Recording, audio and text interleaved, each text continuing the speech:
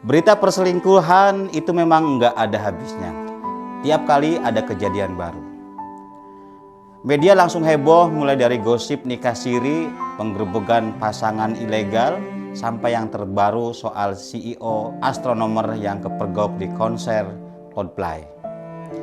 Kalau kita tarik lebih dalam, sebenarnya hubungan seksual itu bukan sekedar urusan fisik.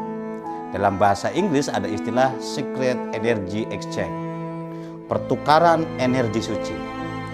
Artinya bukan cuma soal cairan tubuh atau DNA, tapi juga soal energi yang saling menyerap di sisi spiritual. Seks itu bukan hanya aktivitas fisik, tapi juga pertukaran pengalaman hidup, kebahagiaan, keyakinan, prinsip, sampai trauma dan luka batin. Bahkan bisa juga membawa keberuntungan. Makanya setiap kali seseorang berhubungan seksual sebenarnya ada percampuran energi yang memengaruhi emosi, mental, spiritual, bahkan kondisi finansial dua-duanya. Kalau hubungan itu sehat, energi yang bertukar bisa positif. Tapi kalau itu dilakukan sembarangan, apalagi dalam perselingkuhan, yang masuk justru energi negatif. Trauma, kesedihan, beban hidup, pola destruktif dari pasangan, akhirnya nggak jarang orang yang selingkuh justru terjebak depresi. Karena seks yang mereka lakukan ada di luar ikatan hubungan yang sehat. Kalau ada orang yang berselingkuh meskipun hanya dengan satu orang, sebenarnya sudah terjadi pertukaran energi. Nah, bayangkan kalau sampai gonta-ganti pasangan, tentu energi yang berpindah itu jadi semakin banyak dan semakin rumit. Sebaliknya, kalau kita setia hanya dengan satu pasangan dalam komitmen jangka panjang, energi itu akan tetap terjaga hanya di antara dua insan.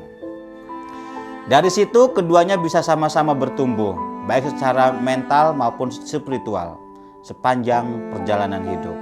Ada hal yang menarik soal vibrasi. Ketika seseorang yang punya vibrasi tinggi berhubungan seksual dengan orang yang vibrasinya rendah, biasanya dia ikut drop. Bisa jadi linglung, sedih, gampang capek, bahkan rezekinya pun ikut terpengaruh. Semua itu karena ada transfer energi. Kebahagiaan yang dia rasakan cuma sebentar. Tapi anehnya, justru yang vibrasinya rendah malah bisa menjadi merasa lebih baik, lebih bahagia, lebih stabil setelah itu. Itulah dampak nyata dari pertukaran energi. Dalam ajaran agama, kita memang disarankan untuk mencari pasangan yang setara energinya. Konsep ini dikenal dengan istilah kafa'ah. Prinsipnya biar seimbang dan saling menguatkan. Nah, soal disiplin seksual atau seksual disiplin, ini berlaku untuk laki-laki maupun perempuan. Mereka yang mampu menerapkan biasanya hidupnya lebih langgeng, lebih harmonis, sukses, dan jauh dari drama. Baik Impahima bahkan menyebutnya sebagai clarity, kejernihan. Karena pada dasarnya seks itu bisa jadi sumber koneksi yang luar biasa kuat. Tapi kalau dijalani tanpa kendali justru bisa menjadi sumber kebocoran energi.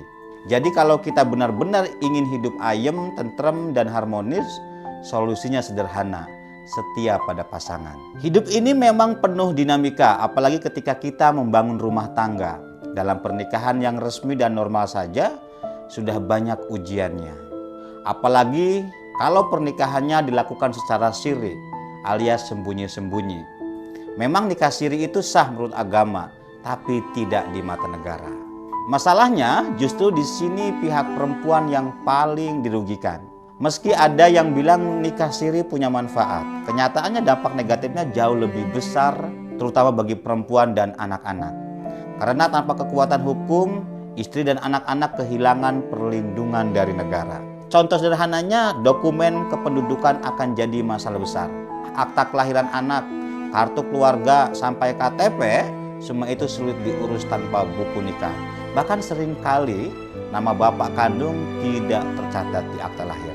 Hak-hak perempuan pun tidak terlindungi. Seorang istri siri tidak bisa menuntut nafkah, tidak bisa menuntut harta gono gini, bahkan hak waris pun hilang kalau terjadi perceraian atau ketika suami meninggal.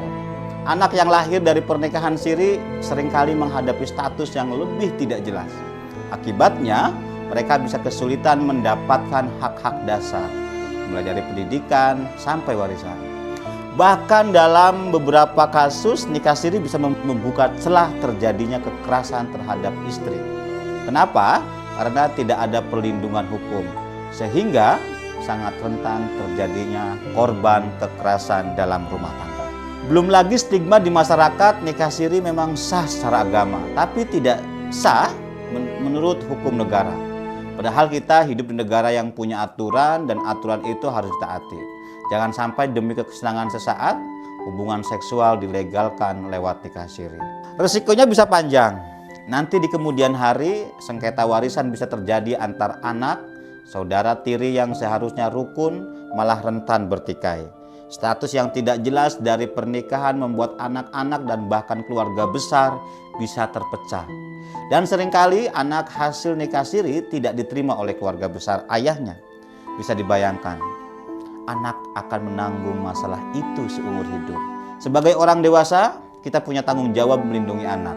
Itu termasuk memberi kemudahan dalam urusan administrasi, memastikan anak sah di mata agama sekaligus negara, dan menjaga hak anak bahkan sejak ia belum lahir. Jangan sampai karena ego orang tuanya menikah siri, anak yang akhirnya harus jadi korban hanya gara-gara selembar akta lahir. Ingat, ada solusi hukum yang bisa ditempuh, yaitu dengan isbat nikah. Bagi pasangan yang selama ini hanya menikah sah menurut agama. Ujung dari semua disiplin ini sebenarnya sederhana. Hidup jadi lebih tenang, nggak banyak drama, nggak sibuk dengan masalah yang kita ciptakan sendiri. Dari situ hidup bisa lebih terarah, karir lebih lancar, keluarga terasa hangat, bahkan rezeki finansial pun meningkat.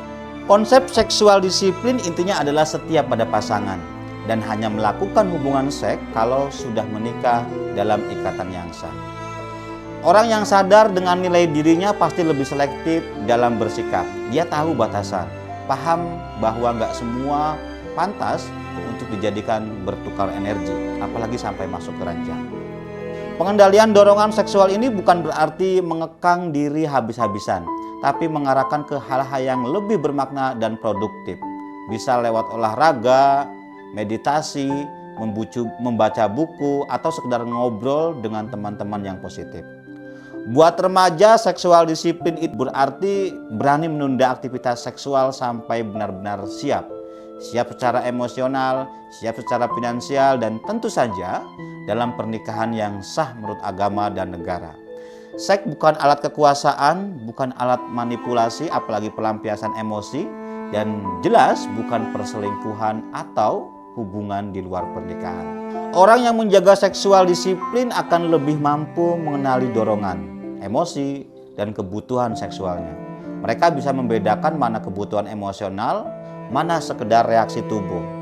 Mereka bisa menahan tindakan impulsif, bisa menunda kepuasan seksual demi sesuatu yang lebih bermakna. Entah itu menjaga hubungan, kesehatan, atau tujuan hidup. Pada akhirnya, orang yang menjalani seksual disiplin akan sadar nilai hidupnya. Hidupnya selaras dengan nilai moral, spiritual, dan tujuan jangka panjang. Itulah yang disebut dengan alignment with value. Hidup yang sejalan dengan nilai-nilai diri kita.